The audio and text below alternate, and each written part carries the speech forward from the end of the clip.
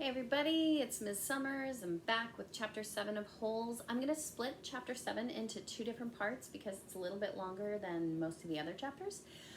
So this first part of Holes, Chapter 7, is going to talk about Stanley's first day digging and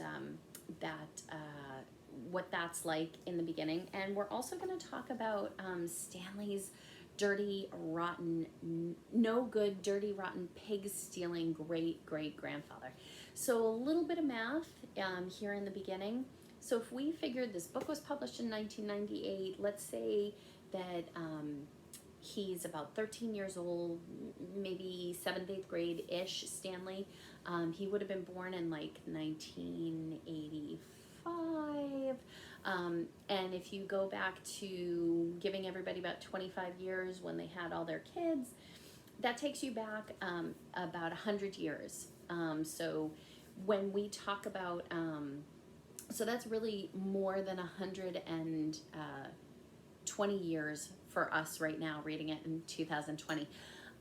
So when they talk about his great-great-grandfather, you have to remember that things were different. It's about the 1900, like the year 1900. So just keep that in mind when we're talking about his great-great-grandfather and what's happening in the story. All right, here we go. Chapter 7.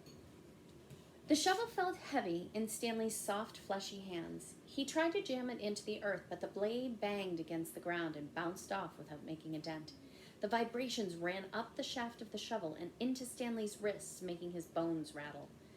It was still dark. The only light came from the moon and the stars, more stars than Stanley had ever seen before.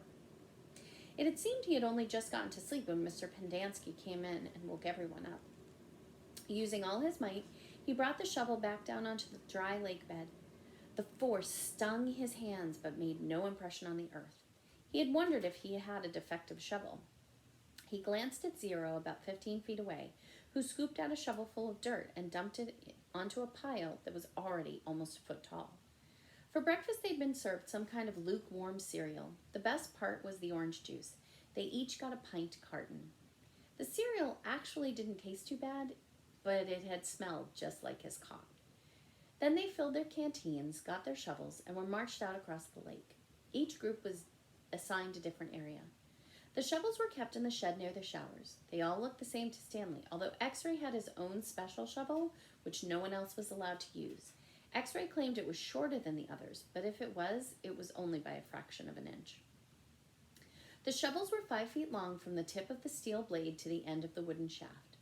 Stanley's hole would have to be as deep as his shovel, and he'd have to be able to lay the shovel flat across the bottom in every direction. That was why X-Ray wanted the shortest shovel.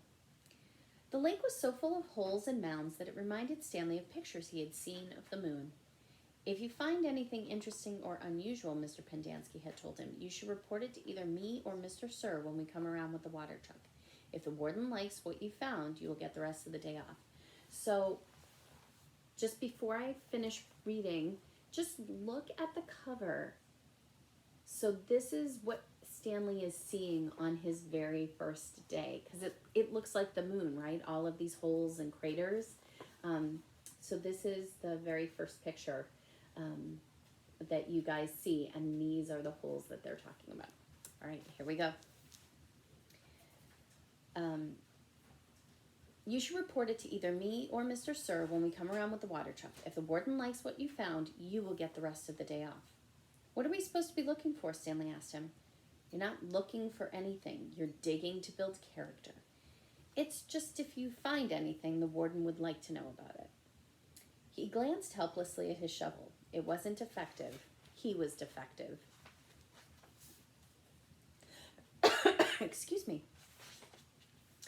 He noticed a thin crack in the ground. He placed the point of his shovel on top and jumped on the back of the blade with both feet. The shovel sank a few inches into the packed earth.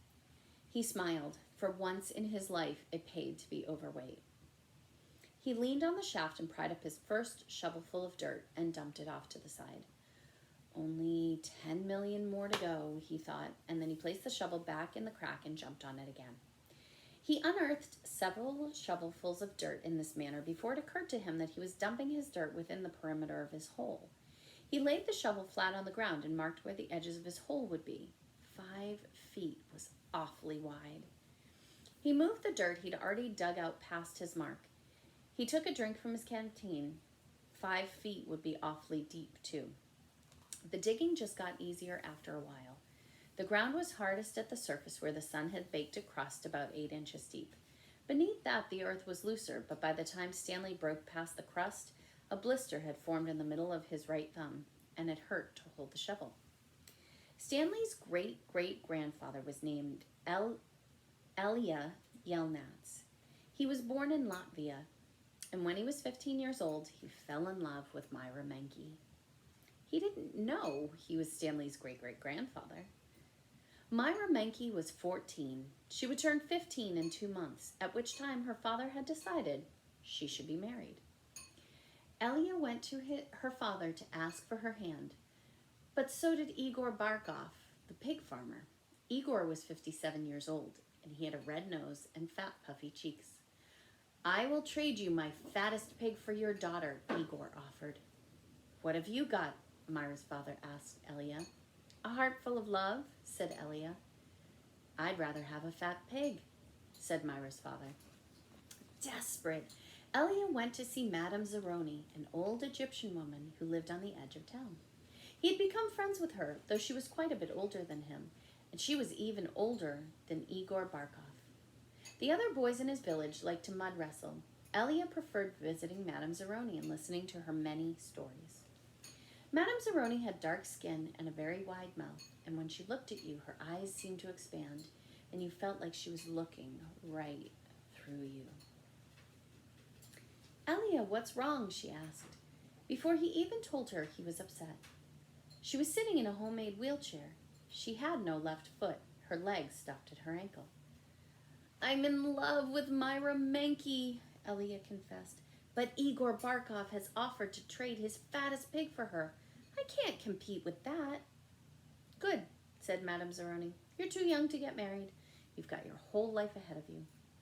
"But I love Myra." "Myra's head is as empty as a flower pot." "But she's beautiful." "So is a flower pot. Can she push a plow? Can she milk a goat?" "No, goat. She's too delicate." "Can she have an intelligent conversation?" "No, she's silly and foolish." "Will she take care of you when you're sick?" "No, she is spoiled and will only want you to take care of her." "So she is beautiful, so what? Tui." Madame Zeroni spat into the dirt. She told Elia that he should go to America. "Like my son, that is where your future lies, not with Myra Menke." But Elia would hear none of that. He was 15, and all he could see was Myra's shallow beauty. Madame Zeroni hated to see Elia so forlorn, and against her better judgment, she agreed to help him. "It just so happens my sow gave birth to a litter of piglets yesterday," she said. "There is one little runt whom she won't suckle. You may have him. He would die anyway." Madame Zeroni led Elia around the back of her house where she kept her pigs. Elia took the tiny piglet, but he didn't see what good it would do him.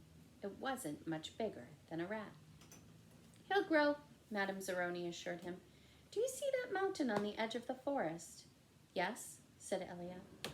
"On top of that mountain there is a stream where the water runs uphill. You must carry the piglet every day to the top of the mountain and let it drink from the stream.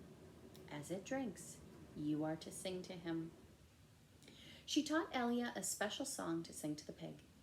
"On the day of Myra's 15th birthday, you should carry the pig up the mountain one last time. Then take it directly to Myra's father. It will be fatter than any of Igor's pigs."